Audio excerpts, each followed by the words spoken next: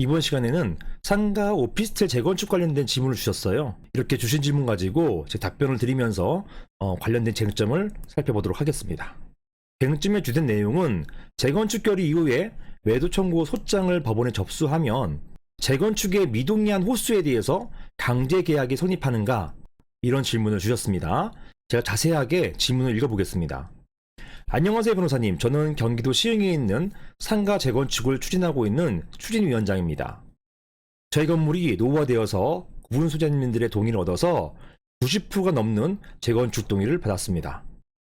그럼 이제 저희가 미동의 구분 소유자들에게 매도 청구 소장을 법원에 접수하면 이렇게 미동의 호실에 대한 강제 계약이 성립하는 것인지요? 이런 질문을 주셨습니다. 상가 오피스 재건축 같은 경우는 구분 소유자 그리고 지분의 각 80%가 넘으면 재건축을 추진할 수가 있잖아요. 그리고 재건축하면서 매도 청구권을 행사하면 재건축에 동의하지 않은 분들의 소유권을 강제적으로 가지고 오게 됩니다. 이게 굉장히 강력하잖아요. 그래서 이렇게 매도 청구권 인정하는 예가 몇 개 없어요. 아파트나 주택 재건축 같은 도시정비법이나 주택법, 가로정비법, 그리고 여기서 보시는 것처럼 집합건물법 등등, 이렇게 재건축에 반대하는 구분 소유자의 소유권을 강제로 가지고 오는 것, 이걸 매도 청구권이라 하는데요. 이러한 매도 청구권은 그 효과가 강력하기 때문에 일반법에는 없어요. 특별법에만 허용하고 있는 것입니다. 자, 먼저 관련된 규정을 살펴보겠습니다. 자, 집합건법에는요, 상가, 오피스텔 재건축 관련해서 3개의 재건축 관련된 조항을 두고 있어요. 가장 기본적 조항이 47조이고요. 이렇게 47조에서는 구분 소유자 80%와 전체 지분의 80% 이상 재건축에 찬성하면 재건축이 가능하다, 이런 일반 내용을 담고 있고요. 제48조에 지금 보시는 것처럼 제48조에 매도 청구권을 규정해 놓고 있습니다. 자, 이런 거 보시면 재건축 결의가 있으면 이 자세한 내용이 47조에 있어요. 이러한 재건축 결의가 있으면 집회를 소집한 자는 지체 없이 그 결의에 찬성하지 아니한 구분 소유자, 미동의자이죠.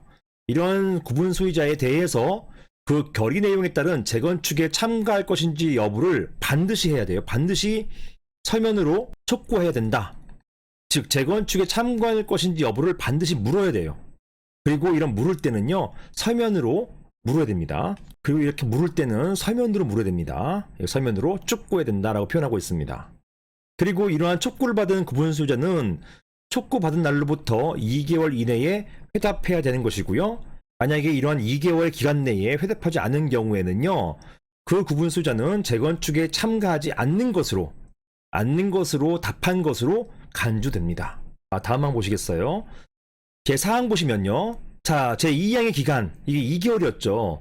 그럼 2개월 기간이 지나면 재건축 결의에 찬성한 각 구분 소유자, 그리고 재건축에 참가할 뜻을 회답한 구분 소유자, 이런 사람들은요, 이 항의 기간이 만료한 때로부터 2개월 이내에 재건축에 참석하지 않겠다는 뜻을 회답한 구분 소유자에게 구분 소유권과 대지 사용권을 시가로 매도할 것을 청구할 수 있습니다.